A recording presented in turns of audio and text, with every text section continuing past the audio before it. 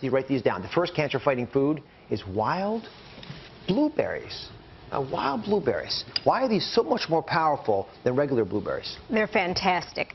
They are out in a rather exposed field, and they have chemicals in them preventing many stages of cancer at once. Not just one target in cancer, but initiation, promotion, progression stages of cancer, different chemicals, all in this very compact, pungent little berry, are preventing cancer.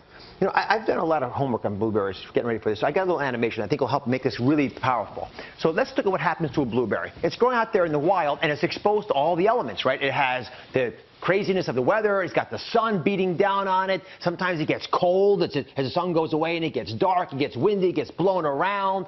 And then you've got pests and you know, infections, and they all get into it. No, the plant doesn't die because inside of its very core, in the cells, it's releasing chemicals, powerful chemicals. These are the ones that protect us from cancer. And as they go through the cell, they live there, and they actually live in the blueberry. When we pick the blueberry and put it in our mouth, that potent little chemical gets into our bloodstream, and it goes everywhere. Now, let's say that in your body, you've got a cancer that's growing. That cancer is sucking blood towards us. There's the bad boy right there. These chemicals get into our body, they seep across this blood barrier, and they pull the blood away, and they starve the cancer so it shrinks back down.